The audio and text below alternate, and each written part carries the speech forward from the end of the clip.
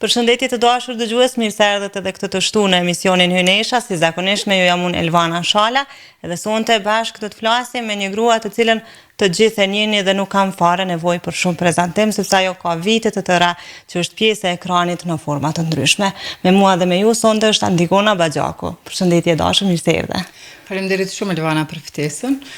Kënaqësi jemi me ty dhe po shpresoj që do të kalojmë disa minuta të këndshme me bashkëbisedim të natyrës tjetër nga ajo që unë zakonisht e bëj në ekran. Kam përshtypjen që do të kënaqemi bashkë edhe unë edhe publiku, sepse sonte për dallim nga herat e tjera dhe fakti se si ne jemi mësuar të shohim për vite të tëra në ekran, do të hapësh kartat e jetës tënde në 3 perspektiva. Do të kemi mundësinë të njohim nga spektri i fëmirisë deri në ditët e sotme. Unë e thash që nuk ka shumë nevojë për prezantim sepse ka vite të tëra, dekada që je pjesë e ekranit në forma të ndryshme, duke filluar nga edicionet qendrore të lajmeve dhe ju vetëm, pastaj keni dhënë një kontribut shumë të veçantë edhe në presidencën e Kosovës, edhe në qeveri, gjithmonë natyrisht në të mirë të popullit të Kosovës dhe në një informim të drejtë, do të thoja. Faleminderit shumë për fjalët e mira. Ka qenë, domethënë, është një kontribut apo një angazhim i kombinuar, i komplikuar, madje do ta thoja, për shkak se puna e gazetarisë dhe pastaj pjesa tjetër si këshilltare, qoftë presidentes apo drejtore për informim në zyrën e kryeministrit, janë komplet natyra tjera të punës, po megjithatë përvoja bën të veten, njohuritë bëjnë të veten edhe vullneti për të kontribuar për të mirën e përbashkët është diçka që shtyjmë përpara pavarësisht shumë pengesave, ndoshta edhe paragjykimeve, gjithçka që ka ndodhur, po flas prej kohës kur kam filluar si gazetare, se kam filluar shumë herë në moshë, po mirë është. Megjithatë vullneti i ka lënë gjitha. Patjetër. Do të ndalemi pikërisht tek rinia e do të rikthehemi krejt në retrospektiv si ka qenë Antigona kur ka qenë fëmijë. Çka kujton nga ajo pjesë? Me të drejtën shumë nuk kam shumë gjëra të qarta që më bëjnë mend, po ajo që e di është që gjithmonë kam qenë shumë fëmijë energjik, shumë entuziaste, shumë kurrështare, madje kështu teprushëm kurrështare, të pyet për çdo gjë, edhe gjithçka. Fëmijë që ka ndru shumë, do të thotë kom ditë më u lidh me ato personazhet e librave për fëmijë të ilustruar, jo kam dashuruar me pas jetën si Heidi, jo Masandej, si Barbie, jo si ajo, si kjo, do të thotë ato periudha që çdo fëmijë ka kalu, por do thotë jam rrit me shumë dashuri, ato që mund ta them. Kam qenë shumë fëmijë lumtur, besoj që shumica prej nesh jemi në kuadër të familjes, lumtur se gjithëve na rrethon dashuria. Unë jam rrit me shumë dashuri për kushtim dhe vëmendje, dhe kjo pjesë do të thotë më ka bërë të ndihem e plotësuar në çdo aspekt. Për shkak se gjithmonë e kam ditë, edhe sot asaj ditë edhe sot, po gjithmonë jam rrit me atë ndjenjën që është dikush që është mbrapa meje, edhe më shndron mbrapa vendimeve të mia. Si e vogël do të thotë unë zakonisht lësha rolin e mjekës, se gjyshtë mi kam pas probleme smundje kështu kronike dhe gjithmonë kishin punë me doktor, kështu që unë e kisha ëndër të bëhem mjeke, dhe varësisht çfarë probleme kishin gjysht, unë e ndroja profesionin. Pastaj kishte një periudhë kur u rrita pak më shumë, edhe kur fillua ka pak më ndëgju edhe lajmet e politikën edhe problematikat që ishin. Kisha shumë dëshirë me qenë afër atyre njerëzve, shumë të rëndësishëm që po flasin, që po përkthehen, e që po vendosen, që po përpiqen me arrit paqe. Kështu, do të thotë. Ndërkohë, ëndra dëshira tjera, po mund të them që realisht çka do që ndron mendoj në fëmijëri pak a shumë e realizon edhe në jetë. Unë ëndër të parë kryesore kam pas bë mjek, nuk kam arrit me kalu provimin pranus në fakultet mjekësisë. Do të thënë ke tentu? Je rrit me atë dëshirë. Po, kam dashur të bëj mjeke dhe edhe sot asaj ditë e adhuroj mjekësinë, lexoj për shefi, për informacion timin. Po e kam pas ëndër, bile të them drejtën, tash kur më pyete ti, po kthehem, nuk di pse nuk kam filluar me studiu mas viteve 30-ta. Për qef. Për qef, kështu mos me mbet merak. Edhe pse përcjelli, zakonisht domethënë gjanat mjekësisë, ëndra ime ka qenë të bëj mjeke. Po ndërkohë si rrjedhi që përfunduat në komunikim? Në fakt, unë një vit kom bë pauzë për me prit vitin tjetër, afatin tjetër për me apliku për fakultetin e mjekësisë, e ndërkohë jam regjistruar në fakultetin e biologjisë. Ideja ishte për shkak se provimet disa ishin të njëjta dhe do të barteshin në drejtimin tjetër. Shkova disa herë dhe e vreja që nuk po m'pëlqen. më thënë ishte e kot, nuk më pëlqejke se ishin gjana cilat i kishim kalu edhe në shkollën e mesme. Unë e kom kryu shkollën e mesme të mjekësisë, dhe do të thënë, çka do që mësojshim, në çdo ligjërat nuk kishim diçka të re që po mësojmë. Edhe unë vendosa të tërhiqem, bëra një pauzë, edhe u përgatitesha për vitin tjetër të aplikoj prapë në mjekësi. Edhe nuk e di, një moment, në disa situata, kështu diçka njët, si është ajo t'i bën planet e tua, jeta e ka planet e veta. Takim me disa ish kolegë që donin prap të aplikonin për fakultet mjekësisë. Ma bën me ndje që komisioni është i njëjtit njerëz janë, edhe faktikisht nëse s'jam gabim, se mund t'jem edhe gabim, dhurata për komisionin ishte një Golf trash, nuk e di, është A2, nuk e di. Për me u pranu? Po, ajo ishte. Edhe une i bëra llogarit, kështu që tërhoqa, dhe nuk aplikova fare, aplikova në fakultet gjuhës dhe letërsisë angleze, pas aty u pranova dhe vazhdova studimet. Ndërkohë gjatë studimeve e mora vesh që është një organizat që po organizon trajnime për vajza të reja për gazetarë, kështu edhe ishte sigurishtje t'i bashkoha, dhe fillova përgatitjet me profesorë dhe emra shumë të njoftun të gazetarisë në atë kohë. Ishte kështu kohë e verës, unë fillova pse s'kisha provime në atë kohë, vetëm të shkoj po mësoj diçka të re, edhe e ndjeja kështu, që po më tërheq, po që po më dën, që po më pëlqen, dhe fillova ashtu me trajnime, një 2 muaj 3, pak para përfundimit komplet modulit, afër ditës së që një kelmeti ka qenë projekti Media e Projektit, Radio Televizionin e Seni sot që është, atëherë ka qenë Media e Projektit dhe do të thot në qatë kohë kur unë isha në pjesë të trajnimeve, u përgatiteshem për të filluar radio në internet, Radio 21.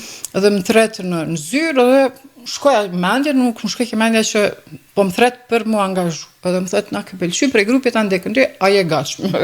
Dhe më dobi kështu interesant, unë gazetare në kuptimin se unë kisha shku vetëm të mësoj diçka, ndërkohë që vjen afati për disa provime tjera që i kisha. Nuk e kisha as mendjen që do të bëhesh gazetare. Tha, po, pse na kishim edhe detyra praktike për atë që mësoni. Dhe unë them, okay, po provoj, mirë, po nuk po garantoj që jo me mirë, po e provoj. Kështu që e provova dhe mbeta metodikom. Ke mbeta që... Si ishte interesante, dhe më thënë, ishte pikrisht ajo Antigona kureshtare e vogël që vazhdon me jetu të Antigona. Ajo Antigona e vogël u ringjall, dhe më thënë, u shplet energjia dhe ajo ishte ajo që kishte nevojë. Media të kushtoj pastaj, për të qenë pjesë të saj, për vite, me radhë, një nga zërat edhe fyrat kryesore të 21-shit në atë kohë. Po kam përshtypjen që në gjithë këtë periudhë të kohës, ka pasur edhe sfidat e veta, çka kujton prej sfidave? Sfida ka në çdo periudhë, nëse po më pyet për aspektin profesional. Profesional, po edhe personal të dyja. Profesional ka sfida gjithmonë, për shkak se për shembull unë kur kom fillu, mund ta them që kom pasur shumë fat, se unë nuk do të kisha qenë kjo Antigonë që jam, mos të kisha taku ata njerëz që i kom taku. Mos të kisha fillu me 21-shin. Mos ta kisha taku Afërditën, Gjiraldinën, Sakibën, Florinin, Eugenin, Agjensiam, Siam Goranin, Agim Binakun, Zinel Buzukun, domethënë këta kanë qenë njerëz të parë me të cilët unë kom fillu me bashkëpunu, e për cilëve kom mësuar shumë. Edhe Bahtirin Arova, Bahtir Sakolli, që ka shumë i rëndësishëm, ka qenë për mua pjesën e terrenit, kështu që ndoshta kam harruar dikën tjetër, po tash këta janë njerëz pak a shumë me të cilët kemi fillu, kanë qenë mbështetje e plot 100% për Antigonën në çdo kohë, çdo orë, për çdo kështjellë, çdo pyetje. Po e them që kam qenë shumë kurreshtare, për çdo pyetje, çdo paqartësi, edhe unë nuk kam qenë tip se s'kam pas turp me pyet si kjo, si ajo, po edhe ata s'kan pas përtesë me mas qaru.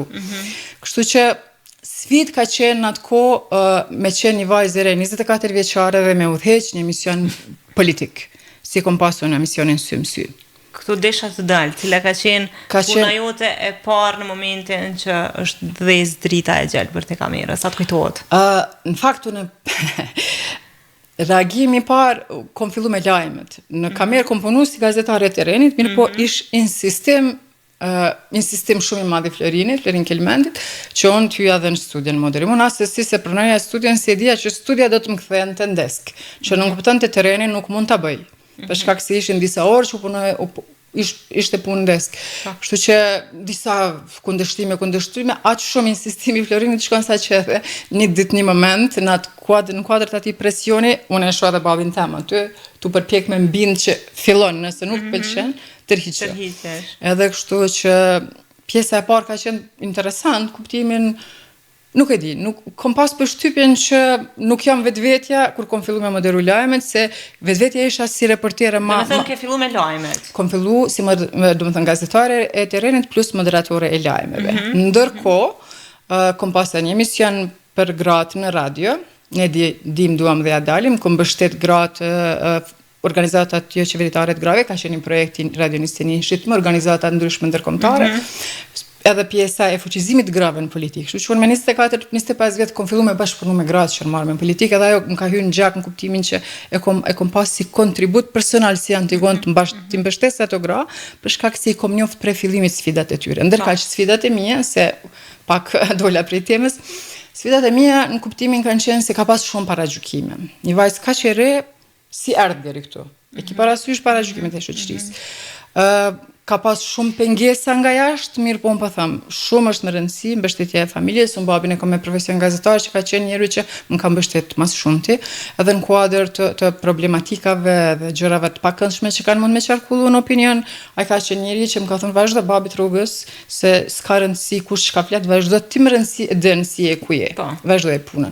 Ndërkaq në sa i përket do të thotë njerëzve, kolegëve më punë, kom pas mbështetje dhe aty pa fond. Aty nuk ka qenë absolut sfiduese. Sfiduese ka qenë ajo pjesa edhe në fakt si do të më pret shikuesi pas një periudhe, se unë isha gazetare e terrenit disa muj, 6 muj, ndoshta se saktë nuk po e di, edhe isha edhe në ekran pastaj si moderatore disa ditë gjatë javës e lajmeve, ndërkohë e mora edhe një herë në javë një emision politik, që ishte shumë serioz, që trajton të problematika shumë serioze. Programi emisioni kryesor politik në radio televizion 21 sy ka qenë, 10 vjet e kom mbajtur atë emision me figurat më të njohura, më të rëndësishme të skenës politike vendore ndërkombëtare dhe kushdo që kanë qenë në atë kohë për tematika relevante. Kështu që fillimi ka qenë pak sfidues në kuptimin që ideja son shumë e njohur para dikujt shumë të pjekun moshë dhe të pjekun përvojë. Ndoshta edhe vetbesim më të ulët se sa tani nëse mund ta shojmë. Po, patjetër se kam qenë shumë e re, po e mira është se kur je më e re nuk i din disa gjëra, ndoshta natyrshëm të vjen një lloj vetbesimi, përgatitesh për temën. Unë kam qenë tip gjithmonë pak më studioz, gjithmonë kam pas qef shumë me lexu, në feri shumë kam lexu, për shkak se më kanë shtypur përpara që vetëm me shkollë, me dije, me punë arrihet gjithçka. Edhe unë ashtu mendoj prapë, edhe sot as e ditë që pa shkollë, pa mësim, pa punë nuk arrihen gjërat. Mund të arrihet diçka brenda natës. Po, nuk zgjat. Do të thonë gjithçka mund të marrin që është materiale, po dijen nuk ta merr askush. Është absolutisht e jotja. Mund të vjedhin edhe ide, mirë po vjedhin as sa t'ju ke tregu, po nuk din se ta finalizojnë për shkak se s'është ideja e tyre. Nuk e zhvillojnë tutje. Kështu që sfidën në këtë aspekt nuk po mendoj që kom pas shumë. Ka pas problematika ndryshme që ka sjell jeta, po janë të kaluar, do të thotë. Po, natyrisht. Një thymje shumë të madhe kom pas humbjen e vllaut. Në më thonë, ajo ka qenë momenti kur se deri atëherë kom mendu që çka do që du nëse punoj arri, edhe ideja është nëse punon edhe përgatitesh e arrin atë sukses. Ajo moment ka qenë do të thotë një farë zhgënjim shumë i madh, se përkundër gjithë atij angazhimi nuk arritëm ta shpëtojmë. Edhe ajo ka qenë një farë thyme shumë e madhe, do të thotë mund thëmë që për 10 vjetë ndoshta tjetës më kanë shku për atë kohë, për atë një vit, derisa kom luftu me vetën që ta pranoj humbjen e tij. E kjo situatë mas ne ka qenë shumë sfiduese, se ka qenë shumë problematike për mua sa herë zhdhez, se përmende kamerën, mas jo më kthy mas pushimit të procedurave që e kemi përcjellon, e kom pas shumë problematike, sa herë zhdhez kamera, e kom pas një emocion, një farë ndjesi të humbje sa herë, do të për një periudhë shumë gjatë kohore. Është dashur me punu me vetën që të pajtohem, po gjanat kalojnë me kohën në kuptimin që fillon më mësu metu edhe me mungesën e disa gjërave, disa njerëzve. Në këtë pjesë të parë, se po të shoh shumë të emocionuar, atë ka bërë humbja e vllaut, shohësh botë ndryshe sot? Kjo thyerja? Ndoshta prej asaj Antigonës së ekranit të mëparshme? Në fakt, ata që më njohin e kanë kuptu që para edhe pas unë kom ndru komplet. Më qenë krejt tjetër njeri, dhe më thonë shumë ma tërhequn, shumë ma jo entuziaste, të them, kuptimin që e kom kuptu se disa gjëra nuk mund t'i arrish kot, janë disa gjëra që janë të paraparat shkojnë ashtu, edhe kanë ndiku mjaft shumë. Më përpjek maksimalisht me qenë, po jo ma ajo. Do thë se në kuptimin që komendu që gjithë shka mund të bëj, humbja ti më ka bo të mangët, në kuptimin si kur diçka e imja po mungon. Edhe sot asaj dite e kam atë ndjesi. Po në atë pjesë, në atë ko ka qenë shumë e rëndë për mu. Jashtë zakonisht e rëndë, një periudhë shumë të gjatë s'ko mujtë me marrë veten, a unë kom dalë në ekran, nuk kanë vrejt, vetëm ata që më kanë njoft, e kanë vrejt, po ata që s'më kanë njoft, do thëtë nuk e kanë ditë, se unë kom vazhdu me punu, kom pas grem, kom pas ko busqeshe, se unë nuk jam tip fort që busqeshe në ekran, që jam natyrë kështu vetë privat, po definitivisht gjitha kanë ndru. kjo të regon forcën e madhe që e bardë brenda vetës Antigona.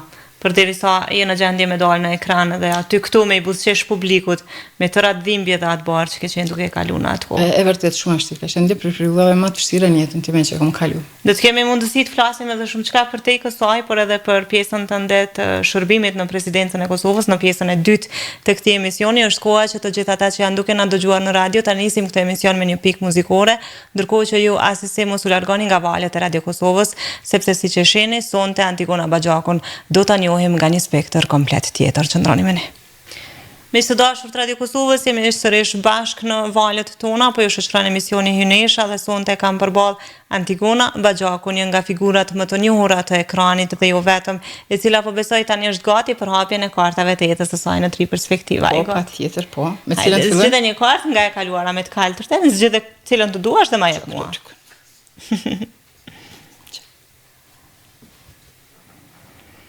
Çfarë mendimi keni për vetën tuaj? Nuk vita që del kjo pyetje bashkë para.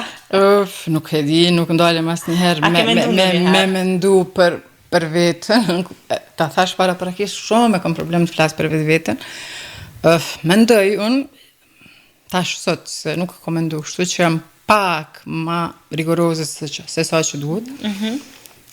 Jam rrit me rregulla dhe vazhdoj me zbatu rregullat. Domethënë ashtu karakter tip lloj njeriu që dëshiron të ditë sakt agjendën ku çka si. A i the ndonjëherë rregullat Antigon? Rrallë shumë, vërtet rrallë. Kur janë ato rastet rralla? Rrallë shumë, rregullat një rast që e ke thy një rregull, edhe pse s'është dashur. Jo, ndoshta për fëmijët ndonjë leje për diçka që zakonisht kom qenë kundër. Se për ndryshe jo, zakonisht kom qenë fëmijë vajz e dëgjueshme, respektueshme dhe rregullat. Rregullat i kom pas si parem, do të thotë i kom pas çfarë gjithmonë objektivat, qëllimin, rrugtimin, edhe sot as dita ashtu funksionoj pa nuk e nis ditën pa një agjendë çka të bëj, ndoshta është gabim, që është ashtu anglisht control freak, mujnë me më thujt, po ashtu jam. Do të thotë nuk i pengojën tjetrit, ajo është forma se si jam unë, po mënyra se si i kom eduku fëmijët. Në situatat saktume mendoj që kom qenë pak më ashpër se sa që duhet. Qëllimi ka qenë kuptohet që ata të përgatiten sa më mirë për jetën, mos të humbin kohë me gjëra koti. Nuk e di. Njerëz më kishin perceptu se këto nuk e kom ditë si njeri shumë arrogant edhe mendje madh. Ka qenë shumë një ndjesje e keqe kur më kanë thonë fytyr dikush kështu hapun edhe më ka bërë më mendu, do me thonë, pse e ki këtë mendim, do të thotë, po jo ashtu, kështu arsyetimit tona, ndërkohë ka thënë, po vjen keq që kom pas këtë mendim, po të shoh që nuk je kështu. Kështu që s'po di çfarë. Ekrani nga një Ekrani ndoshta ka kriju, po. E bën të veten, e krijon të veten. Sigurisht ndoshta kjo edhe prej shërbimit në presidencë ndalemi pak këtu prej televizionit në presidencë, një punë komplet e re, një përgjegjësi e re, si ndodhi që pranuat ftesën tjeni, pjesë e ekipit të Atifeteja Jagës. Kishte kohë që unë isha lodhur pak ashtu, kisha filluar të digjem të harxhohem nga media, kisha nevojë për një tërheqje, një pushim, po nuk e dija ku e si. Kisha nevojë të tërhiqem për shkak se ata që punojnë në media din shumë çfarë sa shumë të harxhon mediumi, sidomos televizioni. Unë isha në atë kohë redaktore përgjegjëse e programit informativ, isha redaktore e lajmeve dhe isha autore një emisioni. Ma ishte ngarkesë jashtëzakonisht e madhe, se çdo ditë javës edhe kur e kisha ditë pushime unë isha në punë me tru, në kuptimin që 24 orë 7 ditë isha gjatë gjithë kohës aktive për tematikat ngjarjet, mos ta harrojmë edhe atë pjesën që domethënë gjithmonë ndodh këtë diçka e pa planifikuar, situata të jashtëzakonshme që duhet hynim në studio me emisione, ajo duket interesant për shikuesin, por sa punë është prapa skenës, sa shkakton stres edhe ngarkesë, e din vetëm ata që punojnë në media dhe sidomos ata që punojnë në programin informativ.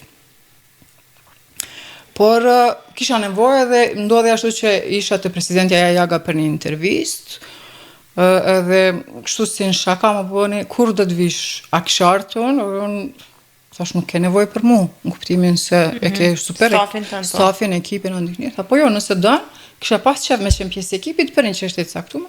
Edhe kështu mbet biseda, mirë po mu sikur mbet në kokë ajo mundësi. Mbet në kokë si mundësi që mund t'jap kontribut, kështu që një kohë e mendova, e bisedova me babin tim, me Astritin po me bashkëshortin. Po Astriti është mbështetës në gjithçka, kështu që asnjëherë s'ka ndodhur me imponu diçka. Po domethënë dëgjon edhe t'jap mendim, po prapë unë kam vendos për gjithçka.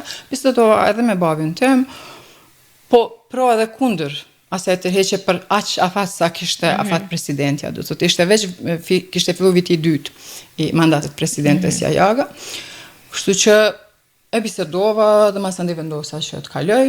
Ishte një natyrë komplet tjetër e punës, sepse isha mësuar që unë jam ajo që kërkoj përgjigje, e tani isha në pozitën që unë duhej të ofroja përgjigje për shumë pyetje të parashtroheshin, ishin apo nuk ishin pjesë e përgjegjësisë presidentes, por edhe gjëra tjera që ishin punë në kabinetin e presidentes. Ka qenë një angazhim për mua shumë i rëndësishëm, ka qenë një mësim shumë i rëndësishëm jetësor dhe profesional po ashtu për mua, edhe etik madje, po ka qenë edhe një ngritje në pikpamjen e rritjes politike të Antigonës. Si Antigonë, si eksperte që përpiqet të ruaj pavarësinë maksimalisht prej rrjedhave rrymave politike. E të presidentja Jaga e kom pa mundësinë që mund të jem Antigonë, vetë Antigona, të jap kontributin për institucionin që është institucion shtetëror. Për shkak se në fakt një mësuar me qenë politike. Absolutisht. Institucionet të institucione mendojmë për të gjithë Kosovën, për gjithë qytetarët e vet pa dallim, dhe kontributi është ai që e përfiton gjithë secili qytetar. Do thotë nuk varet çfarë bindje politike kanë. Tash unë mund të kem votu dikë tjetër, një herë, mirë po s'ka lidhje ajo pjesë, nuk është reflektuar asnjëherë as në punën time si gazetare, autore e emisioneve ose kryeredaktore në radio televizionistë. Asnjëherë nuk është pasqyru ajo çfarë kam pasur bindje politike. Kom qenë e barabartë, edhe as sa ka pas mos ju kom ofruar të gjithëve hapësirë. Po në këtë pjesë masandej unë isha pjesë e një institucioni që duhej të kishtë qasje me njerëz. Cili ka qenë një moment i vështirë gjatë punës tënde në presidencë, që të ka ngellë kështu në mendje? Ato që nuk e harroj takimet e para që kemi bërë me presidentën edhe me baroneshën në disa rajonet Kosovës me viktimat e dhunës seksuale. Ajo është një periudhë që asnjëherë nuk do të harroj në jetën time. Periudha më e vështirë e jetës që kom pritur ndonjëherë ka qenë takimi me ato gra. Me rrëfimet e tyre, që cilat ishin rrëfime për ne, pa ato ishin pjesë e jetës tyre, dhe ka qenë shumë e vështirë. Ajo periudhë ka qenë e jashtëzakonshme, do thotë koha kur ishim duke filluar komisionin për viktimat e dhunës, verifikimin, dhe do thonë ka qenë jashtëzakonisht e vështirë. Çaja ka qenë, mendoj, periudha më e vështirë edhe më sfiduese që e kom kaluar si Antigonë, për shkak se ishte shumë e rëndë, të them drejtën. Në disa veta që ishim aty, nuk mbrinim njëna tjetra, e zëvendësonim njëna tjetra me përkthy rrëfimet si ishin tronditëse, ato që duhet ja përkthenim. Që ishte shumë një pjesë që definitivisht nuk do të harroj asnjëherë në jetën time, është ajo më e vështira në jetë që kom kalu. Kom pas situata tjera në profesion që ka pas edhe rrezik me jetën, ndoshta. Mirë, po ajo ka qenë diçka që më ka vrarë në kuptimin, vërtet më ka vrarë. Më ka met si plagë në shpirt. Çka thotë tashmë në këtë pikë si dhe një kartë? E shikova. Po nuk e lexova se nuk e shoh pas syze. Nuk e shoh pas syze edhe ashtu. E jotja është gjithsesi. Projekcioni është një mekanizëm mbrojtës në të cilin ne ja atribuojmë mendimet dhe emocionet tona të pakëndshme të tjerëve. Për shembull, një person që shfaq sjellje armiqësore mund të akuzojë të tjerët se kanë diçka kundër tij ose saj në të njëjtën mënyrë. Kur dhe si e përdorni projekcionin si mekanizëm mbrojtës, jep një shembull. Duket që nuk je fare tipi i tillë. Jo. Nuk po di. Sinqerisht nuk. Nuk të ka ndodhur ndonjëherë ndoshta që fajin tënd t'ja hedhësh dikujt tjetër? Asnjëherë një jetë. Si mekanizëm mbrojtës? Asnjëherë, absolutisht. Do të gjithë që më njohin, se në periudat saktume të jetës, edhe me rritjen profesionale dhe me rritjen mosh, kom pas edhe përgjegjësi mjaft më në radio televizionin 21, me një periudhë kom qenë përgjegjëse për 35 persona. Do thot për punën, angazhimin, pjesën, çdo gjë që ka të bëjmë me ta jashtë jetës private, për angazhimin punë, pushimet e këto gjëra të tjera. Mund ta them që shumicën e herave dhe përgjegjësia kur ka qenë e tjerëve që kanë qenë do të nën mbikëqyrjen time, unë gjithmonë u marr fajin përsipër se kom mendu që drejtuesi duhet ta marr përgjegjësinë. Asnjëherë në jetë nuk më ka ndodhur që fajin tim t'ja lë dikujt tjetër. Unë dhe jam fëmijë i parë në familje, do të them fëmijë i parë, i babi është djali i parë, gjyshi është, kom qenë besa e para, po. Kështu që dhe jam mësu me qenë, me marrë përgjegjësi, se kom pas si kanë vepru njerëz me përgjegjësi, asnjëherë në jetën time nuk e kom lënë fajin tim dikujt tjetër. Ka pas situata kur unë fajin dikujt e kam marrë përsipër se kom mund ta luftoj atë problematikë ose dukuri. Nëse ka qenë ndonjë problem, ndonjë sjellje në kuadër statit. Po si qëndron përballë padrejtësive Antigona, si havan?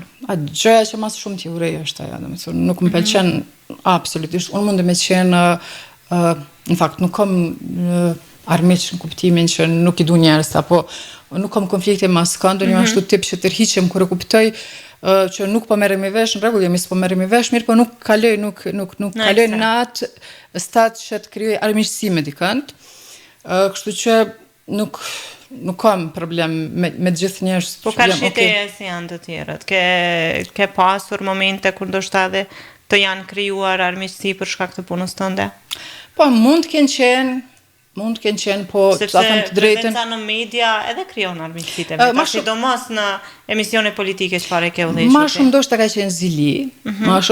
qenë zili. Edhe ashtu shaka, satir që përpiqen me të nënshmu.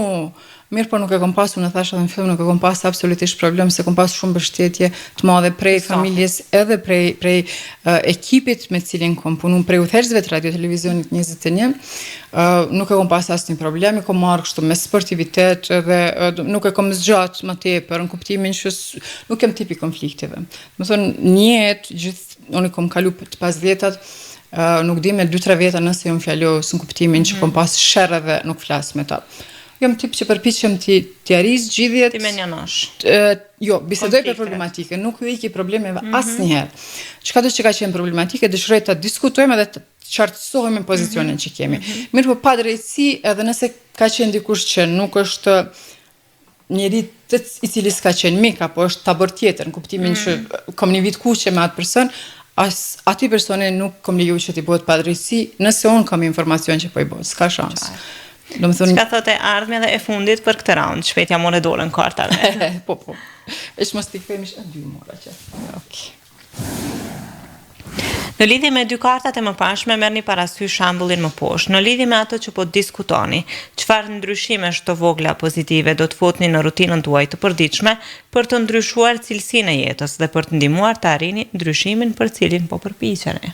Për ta thjeshtësuar, a ka ndonjë ndryshim për cilin ti po përpiqesh ta bësh në një të ardhme të afërt, qoftë në aspektin personal, qoftë në ato profesional? Në aspektin personal, ato që thash, do thotë, njeri që jeton me shumë rregulla edhe që dëshiron gjithçka të jetë në vijë, kom fillu me rritjen e fëmijëve,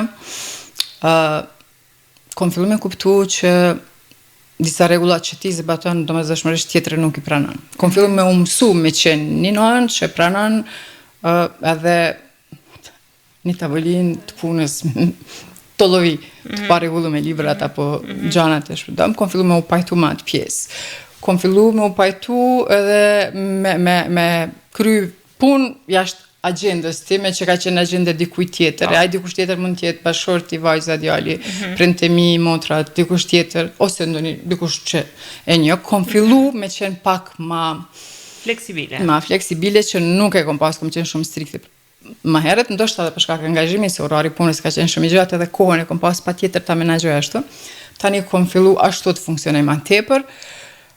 Kom fillu të ri më shumë me fëmijët e mi, se në fëmijërisë kom pas kohë me ndajt me ta. Tash më mundson edhe puna që kam angazhime private, pak jam freelancer, kom mundësi me ndajt pak ma gjatë, tash atë në rrit nuk ka nevojë aq për mua. Kështu që është një farë lufte me vetveten se tash ata nuk kanë kohë për mua, unë kur ishin ata të vegjël e kam pas nevojë s'kam qenë për ta. Është një farë, më thënë gjithmonë një farë lufte e vogël, në kuptimin këto që po du ta ndryshoj, ma shumë kohë edhe që po du ta përcjelli si porosi, te ata që po na dëgjojnë që përpiqeni me kushtu sa ma shumë rëndësi familjes. Familja është mbi të gjitha. Familja qoftë familja e ngushtë, bashkëshorti, fëmijët, prind, majgjër, familja nuk ndrohet me asnjë gjë. Do thonë në çdo situatë çka do të qoftë, familjen e keni sigurt afër edhe mbështetja, dhe është streha e cila gjithmonë ju mbron. Gjithçka tjetër mund zaventsohet.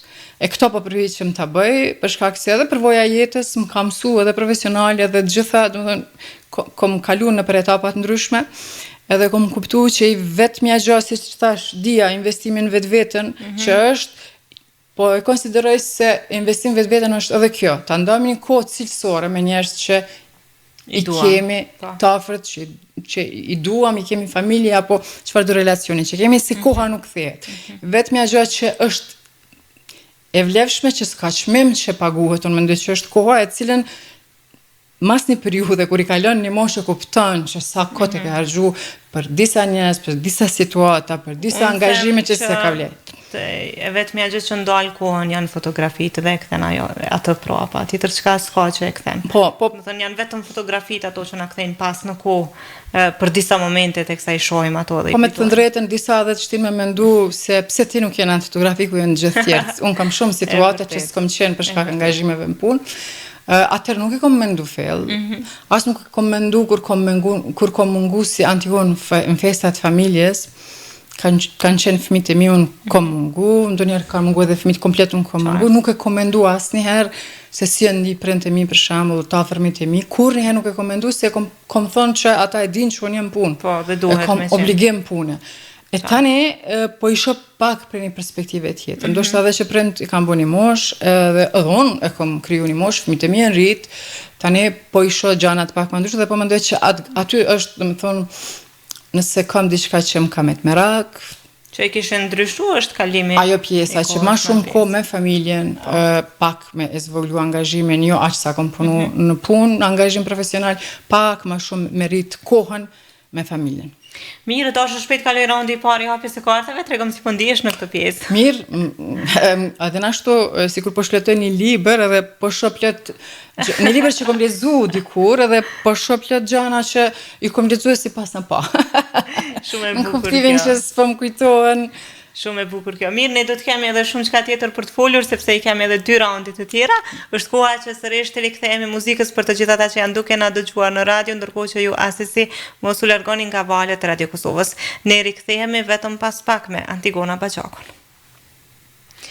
Me që jemi sërish bashkë në emisionin Hynesha, tash është koha për raundin e 2 të hapjes së kartave të Hyneshës si me përsunte Antigonës e gati e dashur. Po, patjetër. Hajde zgjidhni kartën nga e kaluara të shohim tani ku do të lundrojmë bashkë në perspektivat e jetës tënde. Në lidhje me ato që sa po diskutuat, kur të ka ardhur keq për këtë? Interesant po të lidhen kartat me pjesën e parë.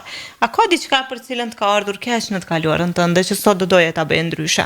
E thash, pikërisht e thash. Ma shumë kohë me familjen, ma shumë angazhim me familjen se sa duket kom qenë shumë angazhuar profesionalisht. Këtë pjesë. Gjëra tjera ndoshta ka edhe gjëra tjera të vogla që kisha ndru, po kjo është ajo kryesorja e cila e kisha bën ndryshe, sot ndryshe kisha vepruar. Ndërkohë që për te i kësaj, ke ndonjë peng që të ka ngelur nga e kaluara që s'ke mujt me arrit? Në aspekt profesional? Ose personal?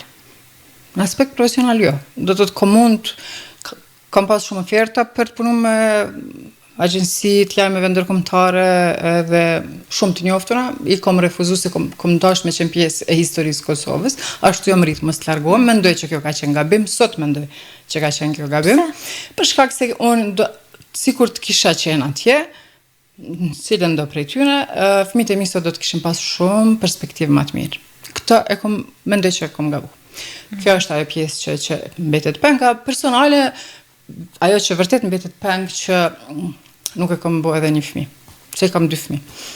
Ato vërtet mbetet peng, edhe një monë tërtarës është dasht patjetër, po se komendu atëherë. Gjithsesi ne urojmë që ti kesh me emër të gjatë, siç themi në aspektin popullor fëmijët dhe natyrisht ata duhet të jenë shumë të lumtur dhe krenar me nënën e cila i ka rritë dhe vazhdon me i rritë në vazhdimsi që përkundër të gjitha angazhimeve që i ke pas në aspektin profesional, shihet qartë që ke qenë edhe shumë e përkushtuar ndaj tyre në forma të ndryshme. Jo më përpjek maksimalisht atë kohë që e kom pas ta elementar sa më kualitative, po shpresoj që ndonjëri prej tyre dhuntin tënde të profesionit ka trashëguar diçka nga ty? Djeli, ajo është shumë komunikativ dhe ka qenë gjatë gjithë kohës i angazhuar kështu në moderime në për shkolla gjëra të tilla. Komenton sport, i komenton ngjarjet, ka shumë fjalor edhe komendu që ai do të orientohet në diçka të tillë, në komunikim, marrëdhënie ndërkombëtare, por ai po bëhet arkitekt. Kështu që krejtë kundërta. Krejtë kundërta. Vajza është e vogël. Vajza është e vogël ende, është në shkollë fillore, kështu që ajo mbetet të shihet. Po mirë, po ajo është më shumë ngjan ka babi vet, regjia, filmi, fotografia, besoj që ande do të orientohet ajo. Gjithsesi komunikim me publikun në tërësi. Po. Besoj po si dihet, edhe unë për diellin isha shumë më e bindur që do të merrte diçka tjetër, po këtij pëlqen arkitektura, kështu që. Mirë, çka thotë tashmë në këtë pikë, zgjidheni një kartë.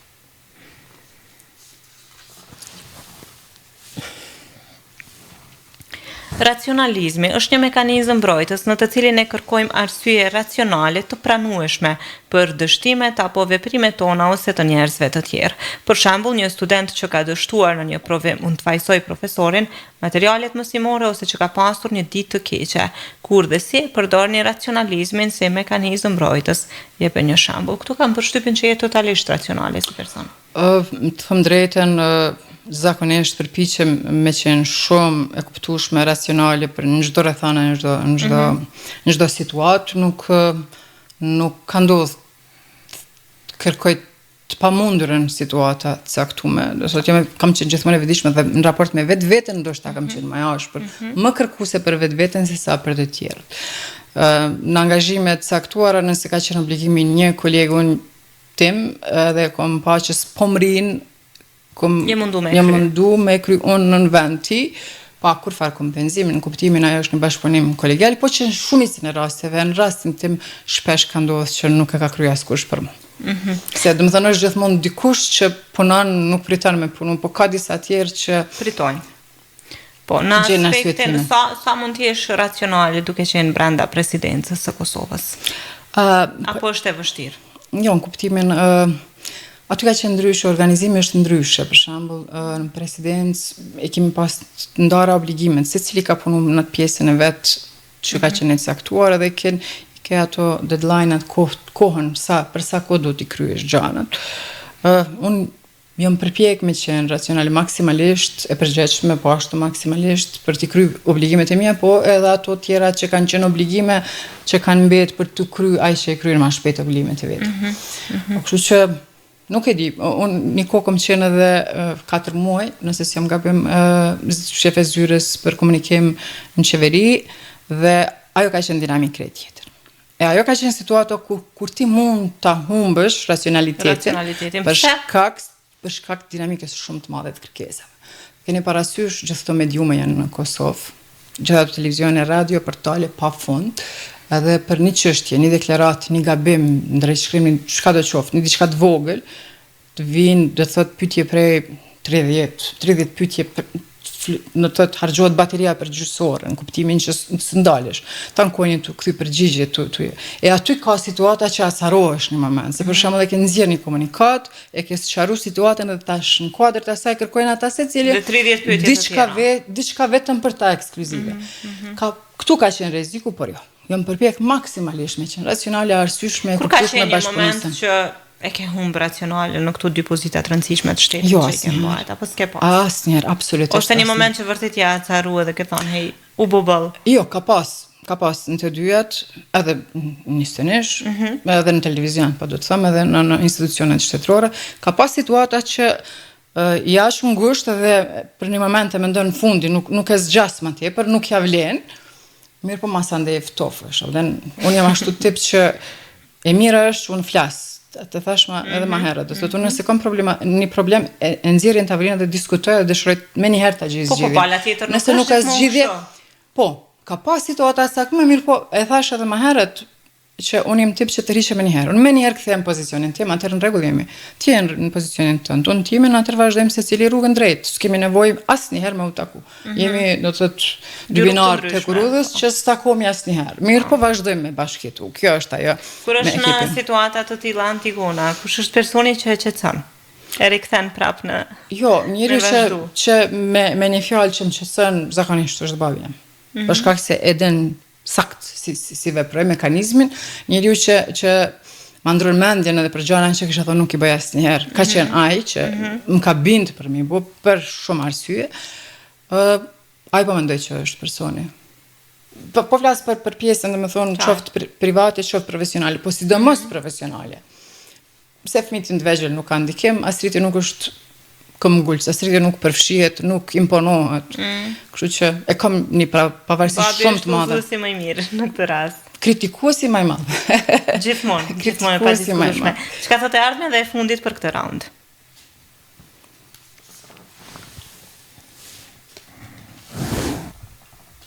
Në lidhje me dy kartat e mëparshme, merrni parasysh shembullin më poshtë. Çfarë ju shqetëson më shumë në këtë moment? Çfarë do të bëni për të shqetësuar më pak? Në këtë moment, tani ku jam? Tani jo në këtë bash në këtë moment në studio, por në këtë periudhë, në këtë situatë. Ka ndonjë shqetësim Antigona? Po, në fakt, nuk është që nuk kam në aspekt profesional, sidomos, edhe personal. Do thotë, kur jeni person që e thash funksionon bazë rregullave, edhe etikës profesionale, e ki disa rregulla dhe etikë edhe në jetë, që një lloj protokolli jetësor që kemi, na? Për cjell, do si do. Edhe mirësjellje edhe edukate dhe gjithë quajni si doni. Do të po mendoj që komplet si shoqëri pak kemi deviju, pak si shumë kemi deviju. E keqja e krejt kësaj pune është që krejt lëvizjet, sjelljet deviante po i marrim si normali. Kjo po më frikson. Edhe se ka humb qasja kritike në gjithçka. Më thënë, nuk ka qasja të mirëfillt kritike për diçka, për një fenomen që është negativ, na po e marrim për të mirë qenë. Edhe po hynë në kulturë, kjo po më frikson shumë në aspektin e përgjithshëm njerëzor, ndërka që edhe në aspektin profesional të drejtën, po më pengon mundësia e ofrimit hapësirës publike, mu si Antigon po më duket që është gabim, mund të kem shumë gabim, hapësira publike për secilin, këto e kanë sjell në rrjetet sociale, që është e pakontrollueshme. Atë nuk ka të bëjë kjo me cenzurën absolutisht, s'po e diskutoj, po do të them që në ato institucione mediale do duhet kishte pak përzgjedhje të njerëzve që ofrohet hapësira, por edhe të ketë përgjegjësi për fjalën publike. Kjo është ajo që po më shqetëson më shumë. Ti ka humbur përgjegjësia për fjalën publike, secili mund të flasë çka të doj, pa asnjë provë argumente dhe pa asnjë ndjenjë përgjegjësie se do duhet të jep llogari diku. Do thotë ti sot je mbret, nesër je lipsar. Në kuptimin aq po ndron opinioni publik për shkak se njerëzit flasin çka të dëshirojnë, askush si ndeshkon, s'ka asnjë penallti ndeshkim për të pavërtetat që dalin. Preferen të gjithë në lirinë e shprehjes, se nuk është gjithçka liria e shprehjes. Po liria e shprehjes, e tham një bisedë paraprakë me ty që liria ime përfundon aty ku filloj të cënoj lirinë tënde. Në moment që ti flet gënjeshtra për mua, atëherë përfundoj gjithçka, ti ke hyrë ke shkel në ato që është personale. Po flas për gjëra të pavërteta, të pa verifikuara, se edhe mund të jenë vërteta, mund të jenë gjysmë të vërteta, po të pa verifikuara dhe pa dëshmi. Dhe që publiku e merr si të mirëqenie, informacion të mirëqenie.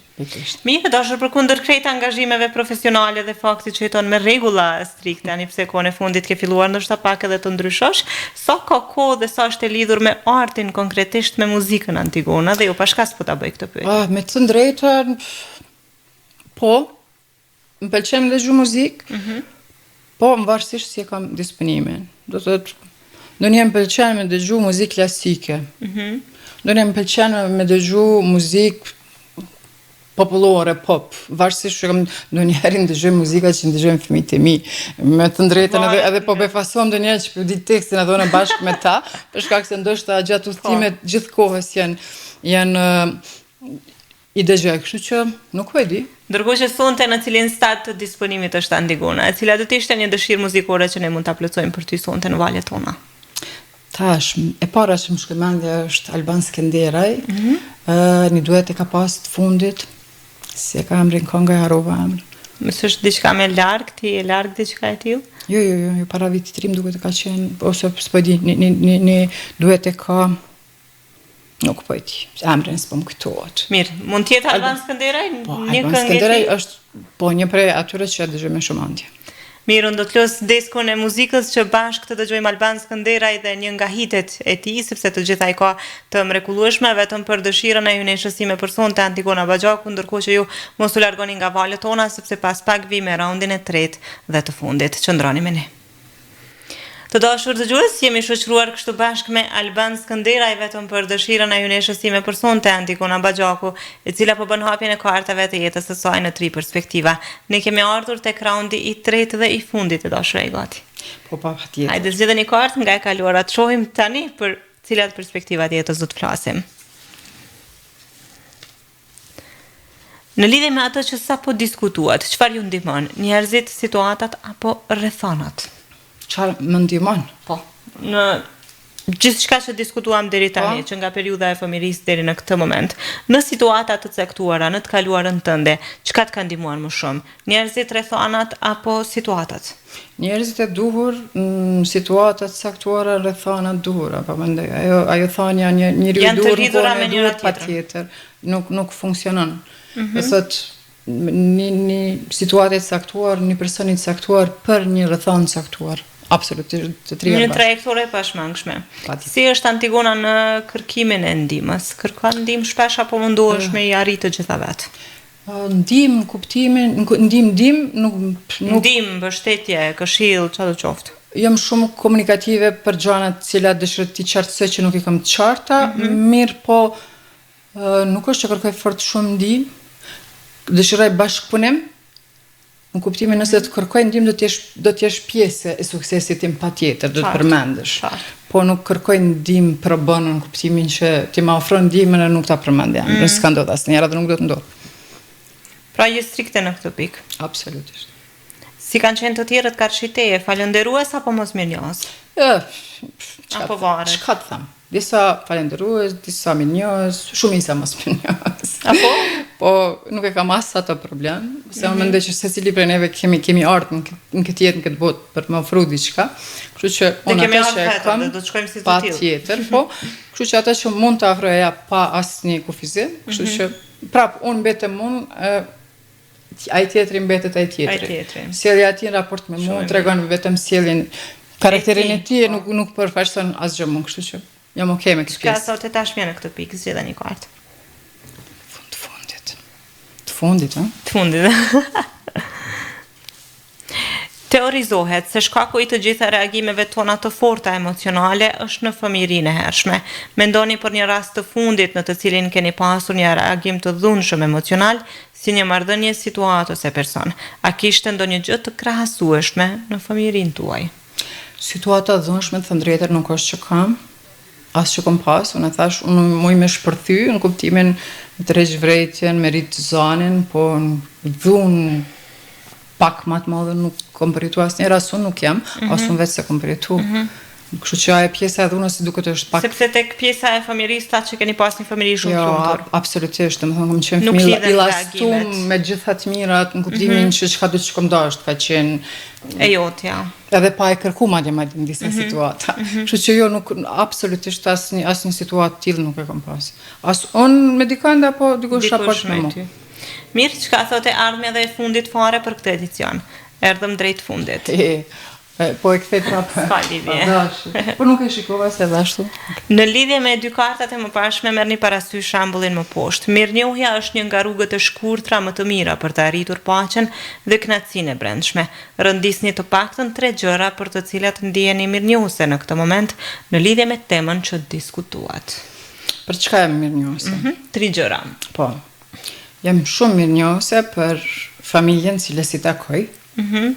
ata që më kanë lidhë, më kanë eduku, më kanë pru deri në ditën ku jam sot edhe sot asaj dite vazhdojnë me më këshillu në fakt me më kritiku, se nuk janë këshilla më shumë me më kritika, po që janë pozitive, kuptohet. Natyrisht. Familja është ajo për cilën jam mirënjohës. Jam shumë falendëruese dhe mirënjohës bashkëshortit tim Astrid për mirëkuptimin që ka pas maksimalisht atij dhe familjes tij, po sidomos atij, për shkak se na nuk kemi jetu bashkë me familjen vetëm na dy, për angazhimin tim jashtëzakonisht madh, profesional edhe periudhën shumë gjatë të angazhimit në profesion edhe situatat caktuara mungesës për nevojat familjare edhe gjëra tjera, edhe po ashtu shumë i njohës jam të gjithë mentorëve po i quj, njerëzve gjatë rrugës që i kom taku, që më kanë ndihmuar me qenë Antigona, kush janë.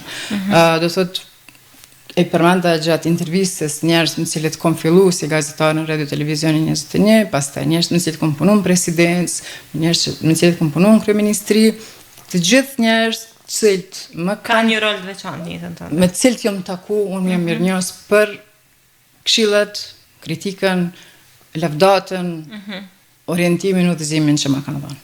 Një pyetje të fundit dhe dua një përgjigje shumë të shkurtë. A mund ta shohim Antigonën së shpejti në politikë? Nuk e di. A e ke menduar ndonjëherë? Në Se për ftesa nuk po të dyshoj që ke pas ftesa për qenë pjesë e politikës, por Kom a e pas ke ftesa menduar? shumë me dekada më herët, mirë po nuk e kom menduar, nëse pyetni pse është ajo pjesa e përpjekjes luftës time pafund që të jem e pavarur. Kur je pjesë e një subjekti politik, duhet ti përshtatesh subjektit edhe duhet të heqësh mendoj unë, dorë për disa vlerave tua, për shkak edhe kur nuk pajtohesh, duhet pajtohesh. Kështu që kjo ka qenë ajo sfida që unë jam përpjek me qenë e pavarur deri më sot. Nuk po them jo se mundet me ndodh, po nuk po besoj. Shumë sinqerisht po e them. Mirë, e dashur kaq ishin minutat e hapjes së kartave të jetës tënde në 3 perspektiva, tani që jemi krejt në fund, tregom cili është reflektimi yt mbi veten tënde. Si u ndjeve? Unë ndjeva mirë, po më duket disa përgjigje pak më shumë u zgjata, se pak u emocionova, e vreta, se si e thash edhe më herët, një libër që fillon me lexu për dytën herë dhe kupton disa pjesë sikur i ke haru. Po i lexon, po i ke kalu. Kështu që po duket sikur do të jetë një reflektim i mbar për ty tani e tutje për veten. Që të rikthehesh edhe një herë tek ajo Antigona e vogël e deri në këto momente. Po përpiqem gjithkohë si kthehem as Antigonës çapkën e vogël që është e pa rehatshme që kërkon gjithmonë ndroj diçka të re. Gjithmonë. E dashur unë kisha kënaqësinë e veçantë me të pasur të pjesë të këtij emisioni. Faleminderit shumë për çiltërsinë tënde dhe një rrugtim të jashtëzakonshëm që e ke kaluar e që po besoj është inspirim për shumë gjenerata të reja që na dëgjojnë sonte. Faleminderit shumë për fjalët e mira Alvana, faleminderit që jam pjesë e të ftuarëve tu. Unë dëshiroj nga zemra shumë suksese me podcast dhe me gjitha projektet tjera që i bën si ambasadore, kështu që suksese vetëm. E di që sfida ki pafund, po përpiqem me qëndru në kam. Faleminderit patjetër që po. Të dashur dëgjues, kemi qenë kështu një bashkëbisedim shumë të këndshëm me Antigona Baxhakun, e cila shpalosi kartat e jetës së saj në 3 perspektiva. Ne mësuam shumë çka që nga rrugtimi i saj si fëmijë e deri në ditët e sotme. Ndërkohë që me mua Elvanën dhe njërin e tjetër bashkë takohemi javën tjetër. Deri atëherë gjithë mirat.